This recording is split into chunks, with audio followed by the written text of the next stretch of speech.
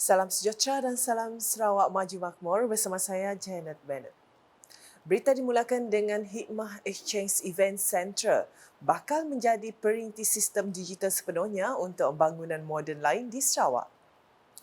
Menurut Premier Sarawak, Datuk Petinggi Tan Sri Dr. Abang Abdul Rahman Zahari itu Datuk Abang Openg, bangunan Hikmah Exchange merupakan bangunan pintar yang pertama di negeri ini.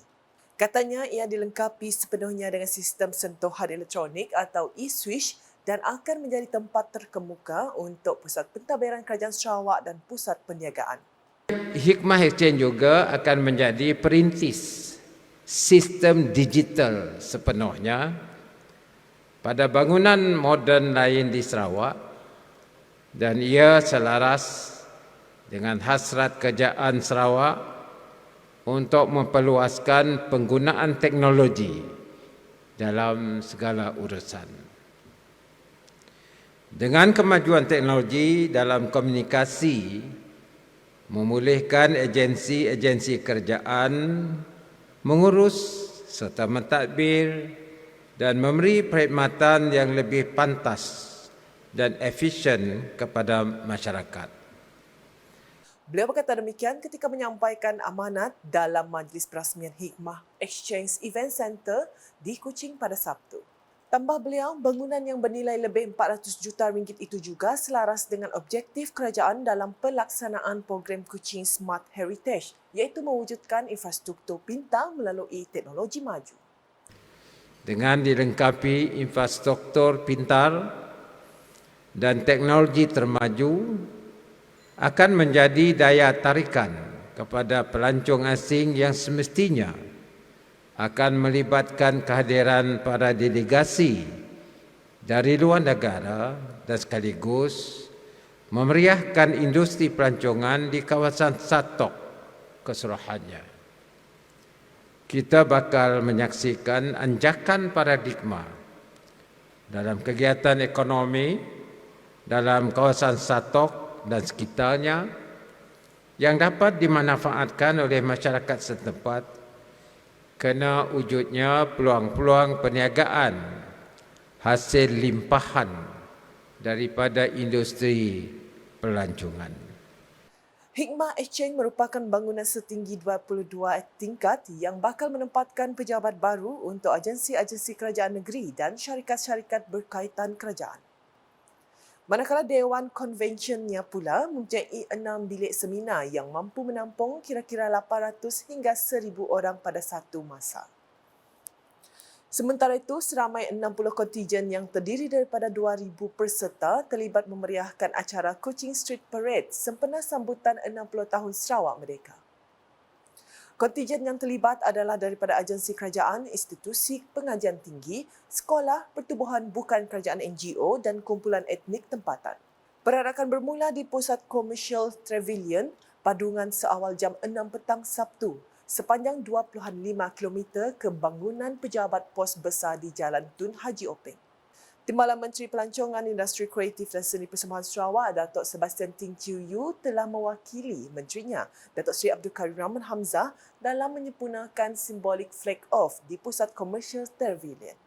Bertemakan Sarawak Maju Makmur, penganjuran perarakan ini merupakan kerjasama Kementerian Kesihatan Awam, Perumahan dan Kerajaan Tempatan Sarawak, Unit Protokol Istiadat dan Pengurusan Acara Sarawak, Dewan Bandaraya Kuching Utara DBKU, Majlis Bandaraya Kuching Selatan MBKS, Majlis Pembandaran Sibu, Majlis Daerah Luar Bandar Sibu dan Majlis Bandaraya Miri MBN. Ketibaan kontijen perarakan di tebingan Kuching dimulakan dengan persembahan pembukaan dan acara lintas lalu kontijen di hadapan pentas utama.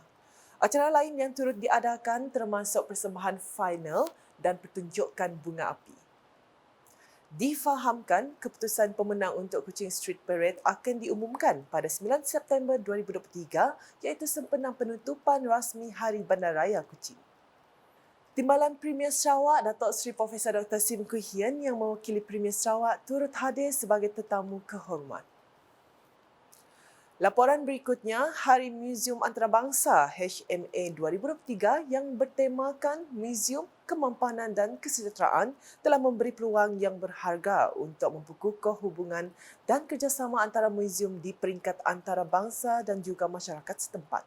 Menurut Menteri Pelancongan Industri Kreatif dan Seni Persembahan Sarawak, Datuk Seri Abdul Karim Rahman Hamzah, perkongsian pengalaman, pengetahuan, kepakaran dan inovasi dapat membawa manfaat yang besar dalam membangunkan dan memperkasa institusi muzium.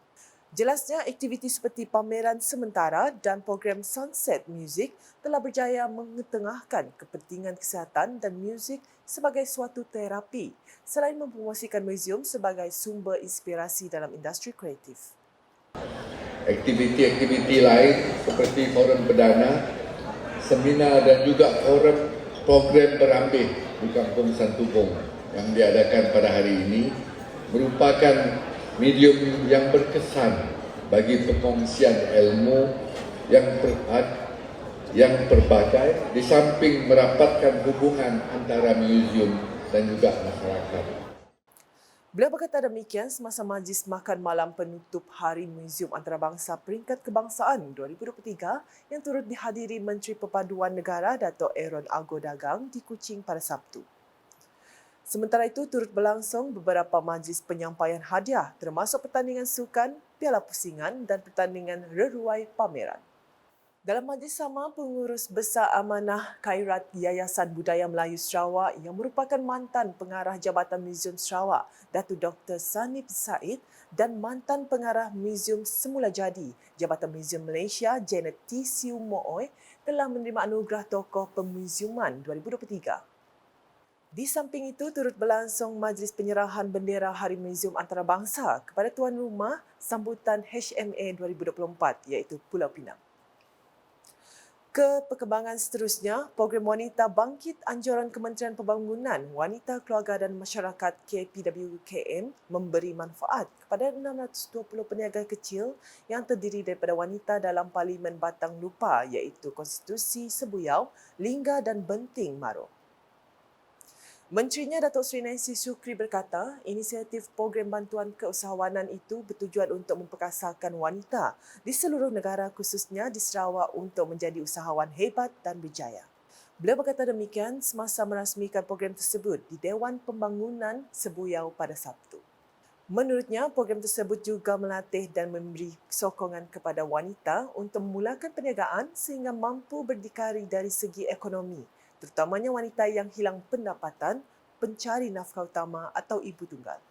Dalam pada itu, turut diadakan perkongsian daripada usahawan mentor yang bermula daripada suri rumah sehingga menjadi usahawan berjaya yang mana mentor tersebut memberi perkongsian pengalaman dan tips perniagaan bertujuan menyuntik semangat dan motivasi serta membantu melebarkan jaringan dalam kalangan wanita yang telah mula berniaga secara kecil-kecilan. Manakala golongan belia harus mengikis sikap terlalu memilih pekerjaan, sebaliknya mencuba apa jua pekerjaan untuk menimba pengalaman. Timbalan Menteri Perancangan Bandar, Pentadbiran Tanah dan Alam Sekitar Sarawak, Datuk Len Talef Saleh berkata, pengalaman yang diperolehi dari pekerjaan tersebut akan menjadi seseorang pekerja itu mahir dan berpeluang untuk meneruskan karier di peringkat yang lebih tinggi. Katanya kerajaan Sarawak telah menyediakan pelbagai program latihan seperti melalui Pusat Kecemerlangan Teknikal Sarawak Sentek yang menyediakan latihan dalam pelbagai bidang untuk meningkatkan tahap kemahiran belia. Center of Technical Excellence. Dan banyaklah. Jadi itu dibiayai oleh kerajaan Sarawak. Tempat diam diberi, tempat makan diberi, beri allowance lagi untuk belajar dalam bidang-bidang skill. Yang penting skill tu dah penting. Walaupun macam sentek tu masih tuli, kepada kita ada sertifikat BMA ke SPM ke situ lagi. Asal dia mau pandai tulis, pandai baca. Dan yang penting mau belajar. Dia aja.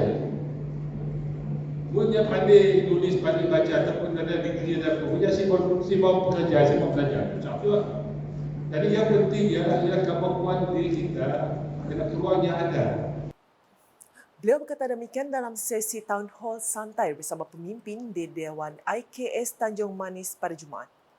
Ahli Dewan Undangan Negeri Arun Kuala Rajang itu menambah, Agensi Pembangunan Delta Rajang atau RADA akan memerlukan banyak pekerja apabila projek-projek di bawah agensi itu mula dilaksanakan kelak.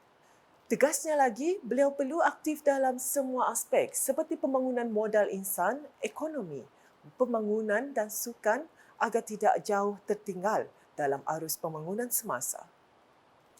Sekian edisi Tengah Hari bersama saya, Janet Bennett. Berita lebih lanjut boleh didapati di semua platform media sosial KAS, masuk portal KAS.Sarawak dan gov.my dan KAS channel di YouTube.